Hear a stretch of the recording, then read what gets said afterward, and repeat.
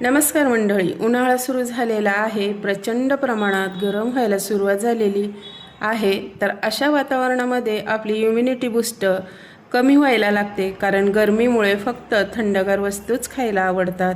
जेवण म्हटलं की नकोसं वाटतं. मग आपली इम्युनिटी बूस्ट टिकवून ठेवण्यासाठी आज आपण अत्यंत शक्तिवर्धक आणि हेल्दी, पौष्टिक असे ड्रायफ्रूट्स लाडू बनवणार आहोत. आणि हो, ह्यामध्ये आपण साखर, गूळ न वापरता लाडू बनवणार आहोत. रोज एक लाडू खा आणि फिट राहा.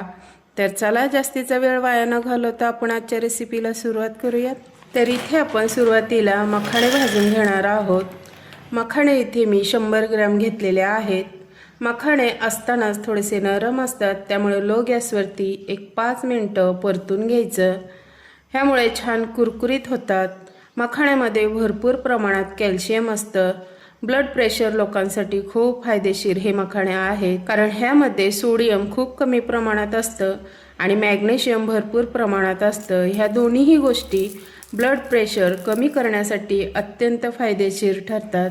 तर चला, मखाणा भाजून झालेला आहे, काढून घेऊयात. इथे मी वाटीच्या प्रमाणात 1 वाटी काजू बारीक चॉप करून घेतलेत, 1 वाटी बदामही बारीक चॉप करून घेतलाय. त्याच वाटीने सेम प्रमाणात अक्रोडही बारीक चॉप करून घेतलेत. आता हे तिन्ही ड्रायफ्रूट्स एकत्रित छान परतून घ्यायचे.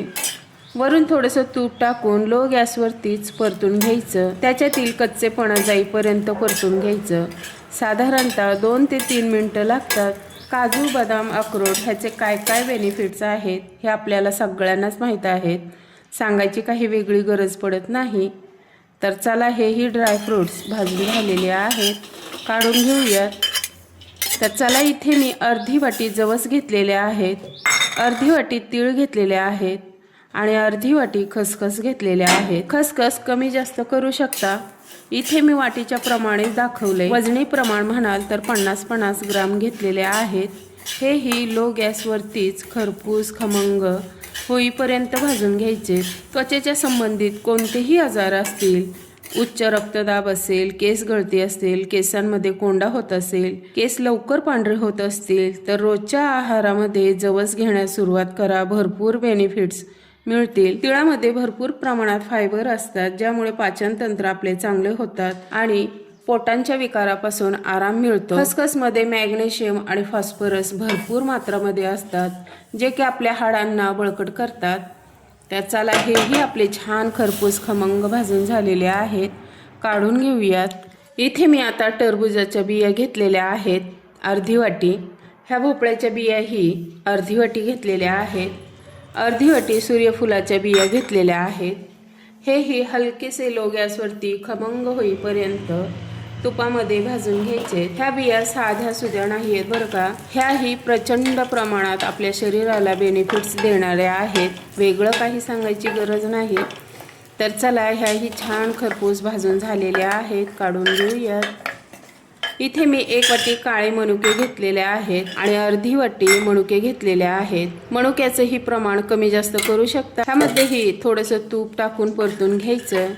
मनुके जास्त परतण्याची गरज नाही, हलकेसे परतून झाले की काढून घ्यायचे. तर पहा, हेही छान परतून झालेलं आहे, काढून घेऊयात. आता आपण खोबरं भाजून घेणार आहोत, म्हणजेच खोबऱ्याचा किस. इथे मी 2 वाटी खोबऱ्याचा किस घेतलेला आहे. थोडंसं तूप टाकून हे हलकंसं बदामी रंग येईपर्यंत परतून घ्यायचे. तर इथे छान खोबरा खीस भाजून झालेला आहे, खरपूस कुरकुरीत होईपर्यंत. आता आपण काढून घेऊयात. इथे मी खजुराची 2 पाकिटे घेतलेली आहेत. ह्या खजुरामध्ये बी नाही आहेत बरं का. खजुरातील बी काढून ही पाकिटे पॅकिंग केलेली आहेत. ह्यामुळे लाडू करायला अतिशय सोपे जातात. आता मार्केटमध्ये जास्त प्रमाणात म्हणजे हे बी काढून भरलेले खजूर विकले जातात. आता हे खजूर आपण मिक्सरला पल्स मोडवरती फिरून घेणार आहोत. जास्त ही बारीक फाईन पेस्ट करायची गरज पडत नाही. हवं तर ह्या खजुरांना मिक्सरमध्ये न फिरवता चाकूने बारीक बारीक कापून सुद्धा घेऊ शकता. तरी ते पहा, आपले हे भाजलेले तळलेले सगळे पदार्थ थंड झालेले आहेत. ह्यातील फक्त मी मखाणे वाटून घेणार आहे. मिक्सरला आपण ह्याची एकदम बारीक पावडर करायची नाही, थोडंसं जाडसरच वाटून घ्यायचं. तर पहा, असं जाडसर मखाणे वाटून घेतलेले आहेत.